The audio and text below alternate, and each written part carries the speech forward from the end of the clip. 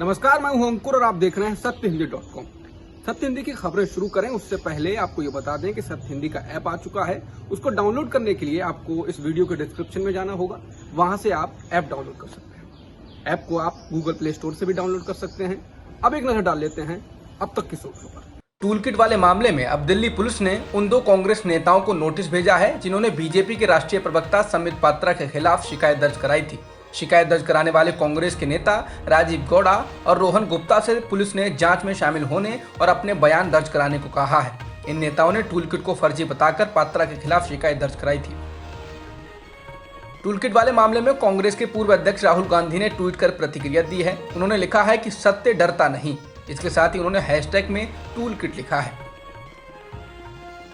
कांग्रेस की कथित टूलकिट पर मैनिपुलेटेड मीडिया टैग के मामले को लेकर केंद्र सरकार और ट्विटर के बीच चल रही तनातनी के बीच दिल्ली पुलिस ने ट्विटर के कार्यालयों पर छापे मारे हैं। इनमें ट्विटर के दिल्ली के लाडो सराय और गुरुग्राम के कार्यालय शामिल हैं। बता दें, बीजेपी नेता संबित पात्रा के कांग्रेस टूलकिट के ट्वीट को मैनिपुलेटेड मीडिया के रूप में टैग करने पर सोशल मीडिया साइट पर विवाद के सिलसिले में दिल्ली पुलिस ने नोटिस दिया था।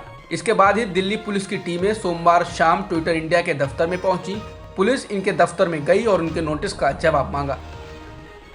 भारत सरकार द्वारा लाए गए नए आईटी नियमों को लेकर फेसबुक ने कहा है कि वह नियमों का पालन करने के लिए तैयार है, लेकिन कुछ मुद्दों पर वो सरकार के साथ और चर्चा करना चाहता है। फेसबुक ने इसके साथ ये भी कहा है कि वो इस बात के लिए प्रतिबद्ध है कि उसके मंच पर लोग बिना किसी डर के खुल के बात करें। बता दें, भारत सरकार ने इस साल फरवरी में social media, OTT digital platform के नियमन के लिए नए दिशा निर्देश जारी किए थे। इनको पालन करने को लेकर सरकार ने इन कंपनियों को 3 महीने का समय दिया था, जिसके तहत इन कंपनियों को chief compliance officer, nodal contact अफसर और रेजिडेंट ग्रीवांस अफसर को नियुक्त करना होगा और हर महीने सरकार को रिपोर्ट देनी होगी। इंडियन एक्सप्रेस ने IT मंत्रालय के सूत्रों के हवाले से खबर दी है कि अगर social media, OTT digital platform अगले 2 दिनों में नए नियमों का पालन करने में विफल होते हैं तो सूचना प्रौद्योगिकी अधिनियम की धारा 79 के तहत उन्हें दी गई सुरक्षा वापस ले ली जाएगी। बता दें, धारा 79 सोशल मीडिया कंपनियों को उनके प्लेटफॉर्म पर शेयर की गई सामग्री के लिए कानूनी अभियोजन से छूट प्रदान करती है और जब ये धारा 79 की सुरक्षा हटा ली जाएगी तो अगर उनके प्लेटफॉर्म पर कुछ गैर कानूनी और अवैध सामग्री साझा की जाती है तो उसके लिए वो आपराधिक रूप से उत्तरदायी होंगे। सवाल ये भी उठ रहा है कि अगर ये ट्विटर, फेसबुक, इंस्टाग्राम जैसी कंपनियां नियमों का पालन नहीं करती हैं तो क्या इन सोशल मीडिया प्लेटफॉर्म्स को भारत में बंद कर दिया जाएगा?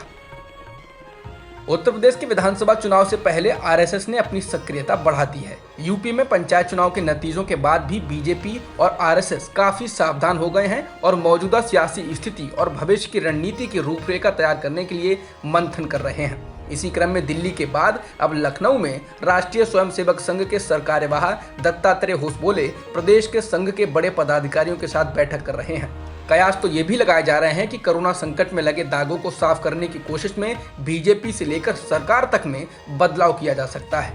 बता दें, इससे पहले सूत्रों के हवाले से खबर आई थी कि दिल्ली में रविवार को प्रधानमंत्री मोदी, गृह मंत्री अमित शाह, बीजेपी अध्यक्ष JP नड्डा के साथ संघ के सरकार्यवाहक दत्तात्रेय होसबोले की बैठक हुई थी।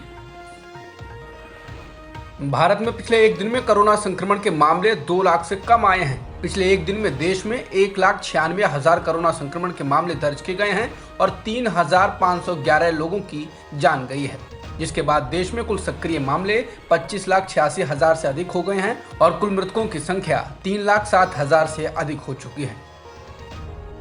दिल्ली में कोरोना के मामलों में लगातार गिरावट आ रही है। पिछले एक दिन में दिल्ली में 1550 नए मामले मिले और 207 लोगों की जान गई। इसके अलावा दिल्ली के अस्पतालों से जनरल वार्ड से बड़ी संख्या में लोग डिस्चार्ज हो रहे हैं। 10 मई से 22 मई के बीच अस्पतालों से जो लोग ICU में भर्ती नहीं थे वो 58% ठीक होकर घर जा चुके हैं, लेकिन जो लोग ICU में हैं उनमें से केवल 11% लोगों को ही छुट्टी मिली है।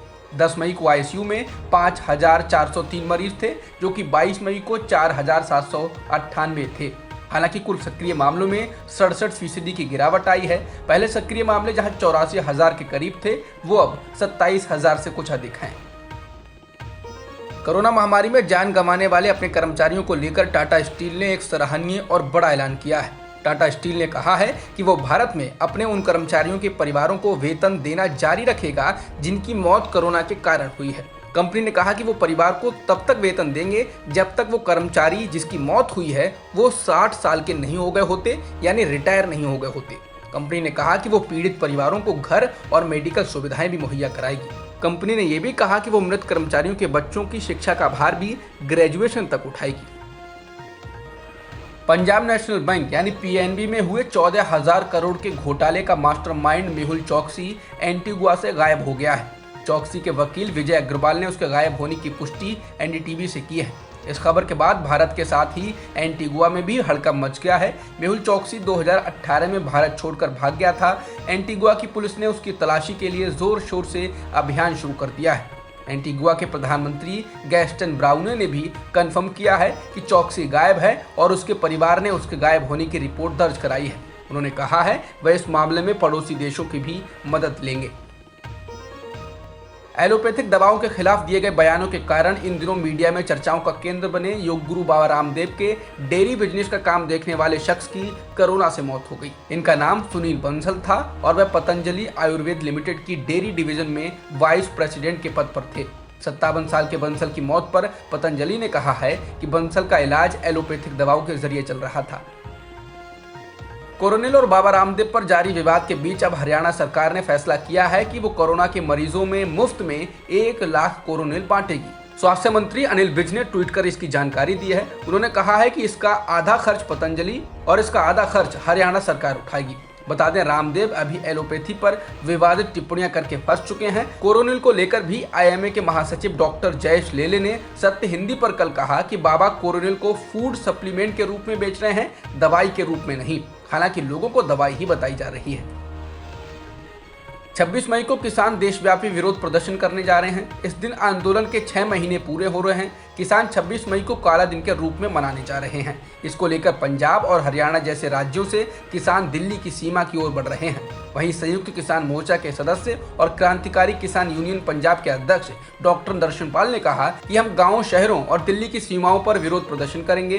उन्होंने कहा कि यह ताकत का प्रदर्शन नहीं होगा बल्कि एक प्रतिरोध का प्रदर्शन होगा। इस दौरान हम काली पगड़ी, दुपट्टे या काले कपड़े पहनेंगे। किसान अपनी छतों, ट्रैक्टरों पर काले झंडे लगाएंगे और पंजाब के हर गांव और दिल्ली की सीमाओं पर मोदी सरकार के पुतले जलाए जाएंगे।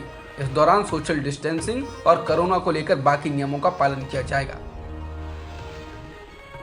चक्रवाती तूफान ताउते के बाद अब एक दूसरे तूफान यास ने तेजी पकड़ ली है। अगले 24 घंटे में इस तूफान के बंगाल और ओडिशा के तटों से गंभीर रूप से टकराने की आशंका है, जिसके कारण बंगाल और ओडिशा के तटीय इलाकों में रह रहे लोगों को वहां से निकालकर सुरक्षित स्थानों पर ले जाया जा रहा है।